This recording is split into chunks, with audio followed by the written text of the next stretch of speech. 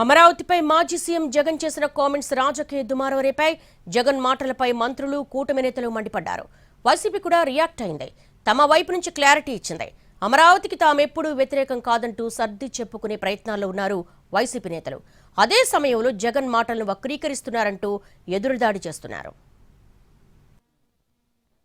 AP politics లో అమరావతి అంశం ఎప్పుడూ హాట్ టాపిక్ గానే ఉంటోంది. అమరావతి విషయంలో వైసీపీ ఒకటంటే దాన్ని పట్టుకుని టీడీపీ 4 అనడం పరిపాటిగా మారింది. ఈ మధ్య రాజధానిపై జగన్ చేసిన కామెంట్స్ తో మళ్లీ రచ్చ మొదలైంది. రివర్ బైసిన్ లో రాజధాని కడుతున్నారని జగన్ ఆరోపిస్తున్నారు. 50,000 ఎకరాల అభివృద్ధి కోసం 1,00,000 కోట్లు కావాలని, ఆ డబ్బు ఎక్కడి నుంచి తెస్తారని జగన్ ప్రశ్నించారు.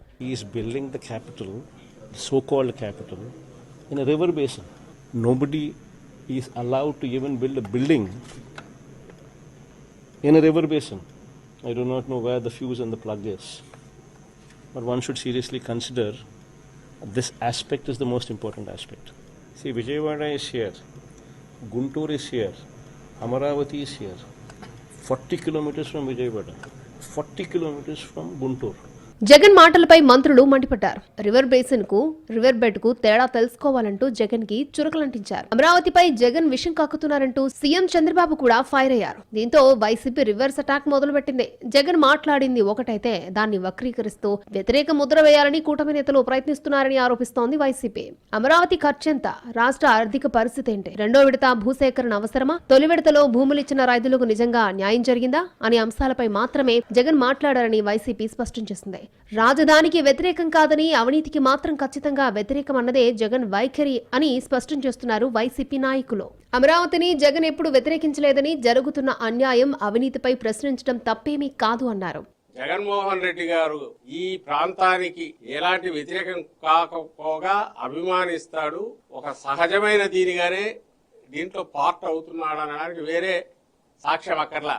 19 ఎన్నికలకు ముందే ఇక్కడ ఇప్పుడు మనం నిలబడిన దాంతో సహా స్థలం కొని, భూమి కొని ఇక్కడ అప్పుడే ఇల్లు కట్టాడు. పార్టీ ఆఫీస్ కోసం ఇప్పుడు మనం నిలబడిన ప్లేస్ కూడా తీసుకొని పార్టీ ఆఫీసులో పూర్తి చేశాడు. 10 ఏళ్ల తర్వాత ఇప్పుడు నిన్న అక్కడ తీసుకొని ఇల్లు నువ్వు ఇప్పుడు కట్టడం మొదలుపెట్టావు. చంద్రబాబు నాయుడు గారు ఇంతకాలం ఒక అక్రమ నివాసంలో ఉన్నాడు.